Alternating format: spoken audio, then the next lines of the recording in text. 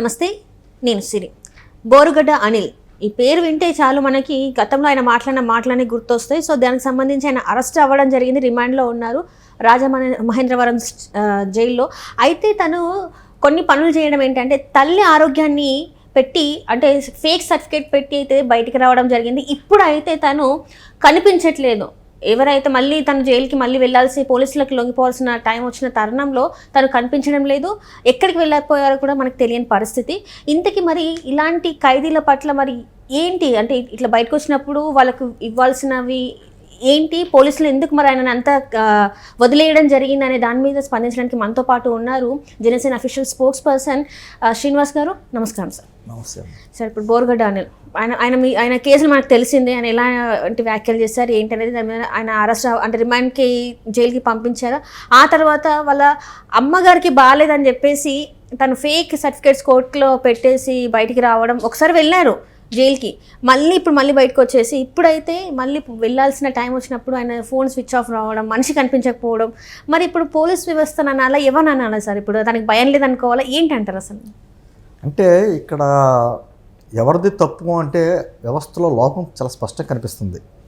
ఎందుకంటే బోరుగడ్డ అనిల్ కుమార్ అనే వ్యక్తి గత 5 సంవత్సరాల్లో అప్పటి ప్రభుత్వాన్ని దాన్ని అడ్డగా పెట్టుకుని, తన కులాన్ని కూడా అడ్డం పెట్టుకుని ఆయన చేసిన వ్యాఖ్యలు కావచ్చు, ఆ పరిసర ప్రాంతాల్లో అతను చేసినటువంటి దౌర్జన్యాలు కావచ్చు, బెదిరింపులు కావచ్చు, అతని మీద అనేకమైనటువంటి కేసులు ఉన్నాయి. గత 5 సంవత్సరాల్లో అతని మీద ఎన్ని కేసులు పెట్టినా గత ప్రభుత్వం ఎటువంటి చర్యలు కూడా తీసుకోలేదు. పోలీసులు అరెస్ట్ చేయడం కూడా జరగల. కూటమి ప్రభుత్వం అధికారంలోకి వచ్చిన తర్వాత అతని మీద ప్రత్యేకమైన దృష్టి పెట్టి అవన్నీ కేసులన్నీ బయటకు తీసుకురావడం జరిగిన తర్వాత అరెస్ట్ అయ్యాడు, జైల్లో ఉన్నాడు. ఖచ్చితంగా జైల్లో ఉన్న వాళ్ళకి బెయిల్ వస్తూ ఉంటుంది, ఒకరోజు కాపాడిన ప్రాథమిక హక్కులు అంటారు కదా. మనకి స్వతంత్ర భారతదేశంలో ఎంత ఖైదీకైనా కొన్ని హక్కులు ఉంటాయి. కోర్టు వారికి మొన్న ఫిబ్రవరి 28 వరకు మొన్న బెయిల్ ఇచ్చారు. బెయిల్ ఇచ్చిన తర్వాత 28 తారీఖు సాయంత్రం కల్లా మళ్ళీ సరెండర్ అవ్వాలన్నారు. బట్ మళ్ళీ అతను నా తల్లికి అనారోగ్యంతో ఉంది, చెన్నై హాస్పిటల్లో వైద్యం చేయించుకుంటుందని ఒక సర్టిఫికేట్ పెట్టుకుని మళ్ళీ 11 తారీఖు వరకు ఎప్పుడో మళ్ళీ పెట్టుకున్నాడు ఆయన. సరే, పర్మిషన్. అయితే తర్వాత ఎంక్వైరీ చేస్తే అది పెట్టుకున్న సర్టిఫికేట్ ఫేక్ అని తేలింది. ఎందుకంటే డాక్టర్ స్పందించడం జరిగింది, మేమైతే లేదు అని చెప్పేసి గవర్నమెంట్ హాస్పిటల్ చెప్పారు. తర్వాత ఆ సర్టిఫికేటే ఫేక్ అని తెలియని తర్వాత ఇప్పుడు పోలీస్ వ్యవస్థ కంగుతుంది. అతను అరెస్ట్ చేసిన విధానంలో కూడా మనం గమనించాం. ఆ రోజున అతను అరెస్ట్ చేసి తీసుకెళ్తుంటే మధ్యలో దారిలో హోటల్ తీసుకెళ్ళి అతనికి బిర్యానీ, కూల్ డ్రింక్స్ ఇచ్చిన విధానం, ఆ తర్వాత జైల్లో కూర్చోబెట్టినప్పుడు అతనికి పరుపు, సకల సౌకర్యాలు చేసిన విధానం, దానివలన దాదాపు 7 మంది ఎంతమందో ఒక సస్పెన్షన్ కూడా గురయ్యారు. పోలీసులు ఒక ఎస్ఐతో సహా సస్పెన్షన్ గురయ్యారు. ఇవన్నీ చూసిన తర్వాత ఎందుకు అతనికి అటువంటి వ్యక్తికి ఇన్ని సకల మర్యాదలు చేస్తున్నారనేది ఆంధ్రప్రదేశ్లో ప్రజలందరూ కూడా చాలా విచిత్రంగా మాట్లాడుకున్నారు. ఏంటి వ్యవస్థ ఏంటి? అతను ఏమన్నా స్వాతంత్ర సమరయోధుడా, లేదా ప్రజల గురించి పోరాడినటువంటి యోధుడా? అతను చేసిన కార్యక్రమాలు ఏంటి, చేసిన బెదిరింపులు ఏంటి, పైగా రాజకీయ నాయకులను మాట్లాడిన విధానాలు ఏంటి? అది చంద్రబాబు గారిని కావచ్చు, చంద్రబాబు గారి భార్యని కావచ్చు, పవన్ కళ్యాణ్ గారిని కావచ్చు, పవన్ కళ్యాణ్ కుటుంబీకులు కావచ్చు, పిల్లలు కూడా కావచ్చు, చాలా అత్యంత అంటే సభ్య సమాజంలో మాట్లాడుకోలేనటువంటి భాష అంతా మాట్లాడాడు అతను. అటువంటి వ్యక్తిని అరెస్ట్ చేసినప్పుడు పోలీసులు తీసుకెళ్ళినటువంటి విధానం, అతని పట్ల చూపించినటువంటి ఔదార్యం, ఎందుకు అతని వెనకాల ఏముందో, ఎవరున్నారు అనే సమస్య వచ్చింది. సరే, అరెస్ట్ చేశారు, లోపల పెట్టారు, సరే రిమాండ్లో ఉన్నాడు, ఏదో బయటకు వచ్చాడు, మళ్ళీ వెళ్ళాలంటున్నాడు, మళ్ళీ తల్లి ఆరోగ్యం అడ్డం పెట్టుకుని మళ్ళీ ఈరోజు పరారీలో ఉన్నాడు. విచిత్రం ఏంటంటే ఇప్పుడు ఎక్కడున్నాడో అతను కానీ అతని తల్లి కానీ ఎక్కడున్నారో కూడా తెలియదట. వాళ్ళిద్దరు ఫోన్ నెంబర్లు స్విచ్ ఆఫ్ అట. తల్లి కూడా, ఆమె కూడా ఎక్కడో తెలియదు. ఇతనిది ఫోను స్విచ్ ఆఫ్, ఆవిడది ఫోను స్విచ్ ఆఫ్. మరి ఇటువంటి సందర్భంలో ఒక రిమాండ్లో ఉన్న ఖైదీ మీద కొన్ని జాగ్రత్తలు తీసుకోవాలి పోలీస్ వ్యవస్థ. రిమాండ్లో ఇస్తారు కొన్ని సమయంలో, కొన్ని సందర్భాల్లో ఆ కుటుంబీకులకు సంబంధించి ఎవరైనా మరణించినా, లేకపోతే కొన్ని ప్రత్యేక పరిస్థితుల్లో రిమాండ్కి దాని ఏమంటారు బెయిల్ ఇస్తారు, మధ్యంతర బెయిల్ ఇస్తారు, కొన్ని రోజులు ఇస్తారు. అటువంటి సమయంలో ఒక కన్నేసి ఉంచుతుంది అది డిపార్ట్మెంట్.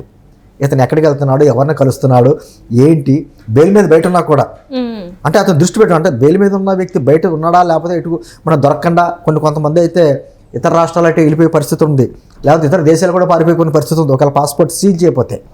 మరి అటువంటి పరిస్థితుల్లో ఇతని మీద కేసులు ఉన్నప్పుడు ఇతని మీద జాగ్రత్తగా చూసుకోవాల్సిన బాధ్యత, కన్నేవలసిన బాధ్యత పోలీస్ వ్యవస్థ ఉంది. ఈ రోజున ఈ అపవాదం ఎవరు భరిస్తారండి? డిపార్ట్మెంట్ అంటారుగా. వాళ్ళు ఎంత నిజాయితీగా వాళ్ళ ఉద్యోగాలు చేసినా కూడా ఒక వ్యక్తి ఇలా బయటకు వెళ్ళిపోతే మీరు ఏం చేస్తున్నారు?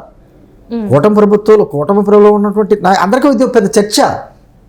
ఇతనే కాదు, కొంతమంది గతంలో ఎంత దారుణమైన వ్యాఖ్యలు చేసిన వ్యక్తులు, దౌర్జన్యాలు చేసిన వ్యక్తులు ఇంకా ఎదురుకుంటే కళ్ళ ముందు కనపడుతున్నారనే ఒక అపవాదం కూటమి ప్రభుత్వమే ఉంది, మా మీద ఉంది. కూటమి ప్రభుత్వం అభివృద్ధి అయితే చేస్తుంది, కానీ వీళ్ళందరినీ బయట ఇంకా స్వేచ్ఛగా వదిలేసింది, వీళ్ళని అరెస్ట్ చేయట్లేదు అనేటువంటి అపవాదం మా మీద ఉంది. ఏదో ఈ మధ్యకాలంలో చాలా చట్టపరంగా చాలా జాగ్రత్త చర్యలు తీసుకుని వాళ్ళని ఒకళ్ళని జైలు జీవితాలు గడిపేలా ప్రయత్నాలు జరుగుతున్నాయి. కానీ మళ్ళీ ఇటువంటి కార్యక్రమం జరిగితే ఎవరు సమాధానం చెప్పాలి? ప్రభుత్వం సమాధానం చెప్పాలా? పోలీస్ వ్యవస్థ సమాధానం చెప్పాలా? హోమ్ మినిస్టర్ సమాధానం చెప్పాలా? ఏం జరుగుతుందని ప్రజల నుంచి ప్రశ్న వస్తుంది. ఖచ్చితంగా వస్తుంది. మరి అటువంటి వ్యక్తిని ఇలా వదిలేశారు అంటే మామూలు వ్యక్తి కాదు కదా అతను. అటువంటి సంఘ విద్రోహ చర్యలు చేసినటువంటి వ్యక్తితో సమానం. ఒకటి కాదు, ఎంతమందిని బెదిరించాడు, దౌర్జన్యాలు చేశాడు, చాలా మంది దగ్గర డబ్బులు వసూలు చేయడం చాలా ఉన్నాయమ్మా. ఒకటి కాదు, అతని కేసు లిస్ట్ ఉంది, ఎంత కేసు లిస్ట్ ఉంది. అటువంటి వ్యక్తి మీద కన్నేయాలి కదా. బెయిల్ మీద బయటకు వచ్చేటంటే అతను చూసుకోడు కదా, అతను ఎక్కడున్నాడు, ఎవరెవరితో కలుస్తున్నాడు, ఇతను వెనకాల ఎవరున్నారని ఆరా తీయాలి కదా పోలీస్ వ్యవస్థ. ఖచ్చితంగా పోలీసు వ్యవస్థ లోపం స్పష్టంగా కనిపిస్తుంది, ఖచ్చితంగా కనిపిస్తుంది. ఈ రోజు ఏదో పోలీసులు హడావుడి పడి మళ్ళీ బృందాలుగా వెతుకుతా మళ్ళీ పట్టుకుంటారు. అదంతా మరి ఎక్స్ట్రా బర్డెను, అంతే కదా. ముందే జాగ్రత్తగా ఉంటే ఆడాడికి పడవలసిన పర్లేదు. ఈరోజు పత్రికల్లో వచ్చింది, ప్రధాన శీర్షికలో వచ్చింది. ఎవరు సమాధానం చెప్పాలి? ఎవరిని అడుగుతారు? పోలీసులు అడుగుతారు కదా, హోమ్ మినిస్టర్ గారిని అడుగుతారు కదా. వీళ్ళు అందరూ సమాధానం చెప్పుకోవాల్సిన పరిస్థితి ఏర్పడింది కదా. ఇప్పుడు రేపు పొద్దున బెయిల్ మీద ఉన్న వాళ్ళందరూ ఇలా కనపడకుండా వెళ్ళిపోతే పరిస్థితి ఏంటి? ఇంకా అరెస్ట్ చేసే ఉపయోగం ఏంటి?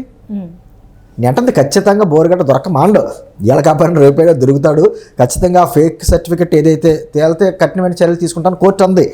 కాబట్టి అది ఫేక్ అని తెలియదు కాబట్టి ఖచ్చితంగా దొరికిన తర్వాత చాలా తీవ్రమైన కఠినమైన శిక్ష వేస్తుంది కోర్టు. ఊరుకోదు, ఖచ్చితంగా ఊరుకోదు. కానీ ఈలోపు ఈ టెన్షన్ భరాయించాలి కదా పాపం పోలీసులు. ఎందుకు వచ్చింది అంత అవసరం? నేంటుంది చాలామంది గత ఈ 9 నెలల్లో కూడా పోలీసులనే కాదు అధికారుల్లో ఇంకా మత్తు వదలలేదు. గత ప్రభుత్వ తాలూకు ఆ చిహ్నాలు ఇంకా కనిపిస్తున్నాయి. మరి ఇటువంటివి కూడా బయటకు వచ్చినప్పుడు సమాజానికి ప్రభుత్వం సమాధానం చెప్పుకోవాలి, ప్రజలకు సమాధానం చెప్పుకోవాలని పరిస్థితి వస్తుంది. కానీ ఇప్పటికైనా నేంటుంది ఇంకా కొంతమంది ఈరోజు పేర్నానికి కూడా బెయిల్ వచ్చింది, వారి భార్యకి ఎలా వచ్చింది, ఆయనకు కూడా బెయిల్ వచ్చింది. అంటే వీళ్ళందరూ చక్కగా బెయిల్ వచ్చేసి బయట కూర్చుంటే ఇంకా ఉపయోగం ఏంటి? ఇంకా కేసులు నమోదు చేస్తున్నారు అసలు. మన కొడాలి నాని గారి అనుచరులకైతే నోటీసులు ఇచ్చారు. ఇప్పుడు వాళ్ళు అరెస్ట్లు అంటారు. మొన్న చూసినట్టయితే దువ్వాడ గారి అరెస్ట్ అన్నారు, మరి ఆయన అరెస్ట్ అవ్వలేదు. అంటే ఏం జరుగుతుందంటే అదే అంటే ఒక ప్రొసీజర్ ప్రకారం వెళ్తుంది ప్రభుత్వం అంటుంది. వ్యవస్థలన్నీ పోలీస్ వ్యవస్థ కావచ్చు, అందరూ కూడా చాలా ప్రొసీజర్ ప్రకారం నోటీసులు ఇస్తున్నారు, అరెస్ట్ చేస్తున్నారు, కోర్టుకి హ్యాండ్ ఓవర్ చేస్తున్నారు, కోర్టు ఏ తీర్పిస్తుంది దాని ప్రకారం చేస్తున్నారు. కానీ వాళ్ళకి చట్టాల్లో ఉన్న లోపాల గురించి బాగా తెలుసు, అందుకని ఎక్కడ బెయిల్ వస్తుందో ఏంటో తెలుసు చేసుకుంటాను చేస్తున్నారు. నేను అంటుంది అది కదనమ్మా. ఈరోజు సమస్య ఏంటంటే వాళ్ళు అరెస్ట్ చేస్తున్నామని చెప్పుకుంటున్నాం పరిస్థితులు, మళ్ళీ ఇలా బెయిల్ ఇచ్చిన తర్వాత ఇలా పారిపోయేటువంటి పరిస్థితులు ఏర్పడితే ఇంకా చేసే ఉపయోగం ఏంటి? ఇప్పుడు చాలామంది అడుగుతారు కదా, చేశారులే బయట చక్కగా తిరుగుతున్నాడు, బెయిల్ తెచ్చుకున్నాడు, రేపు పొద్దున్న ఆ బెయిల్ మీద బెయిల్ అలా తెచ్చుకుంటూనే ఉంటాడు. అంటే బోరగడ్డ గురించి కంటలేదు. బోరగడ్డ ఖచ్చితంగా అతను తప్పు చేశాడు, తప్పుడు ఫేక్ సర్టిఫికేట్ ఇచ్చాడు కాబట్టి అతని మీద కఠిన శిక్ష ఉంటుంది. మిగతా వాళ్ళ పరిస్థితి కూడా అంటే ఇప్పుడు ఇక్కడ చూసుకున్నట్టయితే సార్, వైసీపీ అధినేతనే బెయిల్ మీద 12 సంవత్సరాల నుంచి ఉన్నారు. అదే ధైర్యంతో వీళ్ళందరూ ఉంటున్నారు. అంటే అదే అంటున్నాను, వీళ్ళందరికీ కూడా వ్యవస్థల మీద కంటే వ్యవస్థల్లో ఉన్న లోపాల మీద ఎక్కువ నమ్మకం. ఖచ్చితంగా లూపోల్స్ని ఆధారం చేసుకుని ఏం చేయాలో చేస్తారు. వాళ్ళకి తగ్గ సలహాలు చెప్పేటువంటి వాళ్ళకి సంబంధించినటువంటి వాళ్ళ లాయర్లు వీళ్ళందరూ ఉంటారు కదా. ఎంత సమస్య వచ్చిందంటే ఈరోజు సమాజంలో ఒక ప్రశ్న తలెత్తుతుంది. కూటమి ప్రభుత్వం కొంతమంది చాలా తీవ్రమైనటువంటి పదజాలంతో కూటమి ప్రభుత్వం చేతకానితనంగా ఉందనేటువంటి మాటలు మాట్లాడుతుంటే మాలాంటి వాళ్ళం పార్టీలు అధికార ప్రతినిధులు మీద కూర్చుని ఏ సమాధానం చెప్పాలో కూడా తెలియని పరిస్థితి. అంటే ఖచ్చితంగా ప్రజలకు సమాధానం చెప్పాలి కదా. సరే, ఈరోజు బోరగడ్డ ఎక్కడ దాక్కున్నాడో, తాడేపల్లి ప్యాలెస్లో దాక్కున్నాడా, లేకపోతే సజ్జల గారు ఎలా చెప్తే ఎలా మాట్లాడమంటే అలా మాట్లాడేమని చెప్పేసి మాటలు మాట్లాడారు కదా. అంటే సజ్జల గారే ఎక్కడన్నా దాచాడా? ముందు అటు నుంచి కూడా ఎంక్వైరీ చేయాలి. ఇటువంటి వ్యక్తులందరూ కూడా ఎక్కడ దాక్కున్నారన్నది ఖచ్చితంగా నేను మరోసారి చెప్తున్నానమ్మా. సజ్జల గారికి సంబంధించినటువంటి వాళ్ళ ఈ ఎస్టేట్ ఉన్నాయి కదా, ఏంటంటారో గృహాలు కొన్ని ఉంటాయి అక్కడ. కానీ అదే సందర్భంలో తాడేపల్లి ప్యాలెస్లో కూడా ఖచ్చితంగా వెతకాలి. ఖచ్చితంగా వెతుకుతారు, ఎక్కడున్నా పట్టుకు లాక్కొస్తారు. ఇలా టెక్నాలజీ పెరిగింది, నేను ఫోన్ స్విచ్ ఆఫ్ చేసేసుకున్నానంటే కుదరదు, సిమ్లు మార్చేసుకుంటే కుదరదు. ఖచ్చితంగా పట్టుకుంటారు. కానీ కాకపోతే ఏంటంటే ఇది ఒక కేస్ స్టడీగా చూసుకోవాలి. బెయిల్ మీద ఉన్న వాళ్ళని అలా ఫ్రీగా వదిలేసుకుంటే వాళ్ళ మీద కన్నేయకపోతే ఎటువంటి పరిస్థితులు ఏర్పడతాయి అనేది ఒక కేస్ స్టడీగా పోలీస్ వ్యవస్థ ఎప్పటికైనా చాలా జాగ్రత్తగా చేయకపోతే మాత్రం ప్రభుత్వం సమాధానం చెప్పాలి. తర్వాత ఎవరైతే అజాగ్రత్తగా ఉన్నారో వాళ్ళకు కూడా బాధ్యత వహించాలి. వాళ్ళ పాపం వాళ్ళకే ప్రమోషన్లు ఎక్స్పెక్ట్ చేస్తారు కదా, వాళ్ళ ఉద్యోగం కూడా తాకట్టు పెట్టవలసిన పరిస్థితి ఏర్పడుతుంది.